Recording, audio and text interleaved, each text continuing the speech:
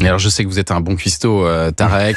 Et alors, il est temps d'accueillir notre chroniqueur gastronomique, Olivier Pouls, dont le rêve est, je crois, d'être lui aussi pris dans une boucle temporelle comme Tarek Boudali. Exactement, mais attention, pas n'importe laquelle, parce que là, le coup du mariage, honnêtement, très peu pour moi. Franchement, c'est pas l'endroit dans lequel on mange le mieux. Non, mais sans déconner, être contraint d'avaler indéfiniment des pains surprises à l'apéro ou une timbale de la mer en entrée, un suprême de volaille sauce forestière et le fameux fagot de haricots verts. Ah, il est bien le fagot. Ça frais comme non, ça, merci, et je parle pas de la pièce montée avec les petits choux mous.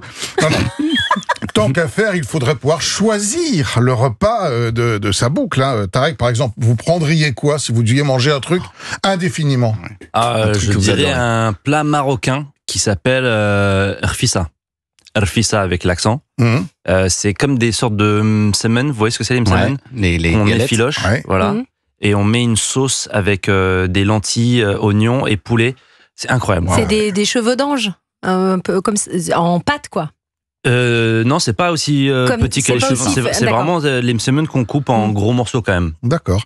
Bon, parce que ce qui est génial en fait avec la boucle, c'est que rien ne prête à conséquence. Anissa pourrait s'enfiler de la raclette à l'infini sans prendre un gramme. Ah, le rêve. Thomas boirait des seaux de chablis sans avoir jamais mal au crâne. Je défoncerais des côtes de bœuf avec des frites sans la moindre conséquence sur mon taux de cholestérol. Bref, une sorte de kiff absolu. Bon, mais alors désolé de casser votre délire, Olivier, mais on n'est pas dans une boucle là. Il va falloir faire plus léger. Je m'égarais. Alors, retour à la réalité. Je vous ai quand même préparé un petit truc que vous pouvez là pour le coup manger sans faim parce que c'est un plat relativement léger cette saison. C'est très simple. Alors l'idée m'est venue ce week-end. On est en pleine saison de l'asperge et on en trouve au marché à des prix tout à fait raisonnables. Les asperges, on dirait des concombres. 7-8 euros le kilo. Alors il y a un mélange. Il y a de l'asperge verte et de l'asperge blanche. Qu'est-ce que j'ai fait? L'asperge verte, j'ai coupé les 2 derniers centimètres du pied qui sont vraiment trop durs. Qu'on garde d'ailleurs pour faire un bouillon. Et le reste, je les ai taillés en petits cubes, pas crus. Pour en faire un tartare.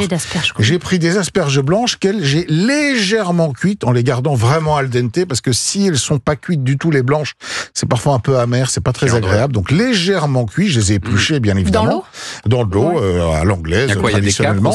Et ensuite j'ai fait un petit assaisonnement de tartare, donc base d'une mayonnaise, une mayonnaise légèrement allégée avec de la crème légère, des capres, pas mal de jus de citron, une petite pointe de moutarde et puisque vous me faisiez remarquer à juste titre qu'il y avait une petite réflexion, c'est que c'est très, il y a un petit goût d'anis. Et ce petit goût d'anis, il vient il vient de l'estragon. Il y a de l'estragon ciselé qui vient rehausser et donner cette petite pointe légèrement anisée, finement observée. Voilà. On sent le palais très fin, Tarek. J'aime beaucoup la cuisine. Je cuisine un petit peu et du coup ça m'appelle, ça m'intéresse. Et franchement, les amis, c'est hyper facile à réaliser. Ça change un peu des asperges traditionnelles. J'ai jamais mangé de l'asperge crue. C'est excellent. L'asperge verte à crue, qu'on peut aussi tailler comme des espèces de tagliatelles et ensuite tout simplement les servir sur une pâte feuilletée pré-cuite avec de la crème un peu aigre, du citron, etc. Ça marche aussi très bien. J'en ai plus. Vous pouvez le resservir. On a une version avec des patates crues, tu vas voir, c'est excellent. On va te faire ça. Merci Olivier Pouls, qu'on retrouve tous les samedis à 11h dans cette excellente émission sur Europe 1, la table des bons vivants.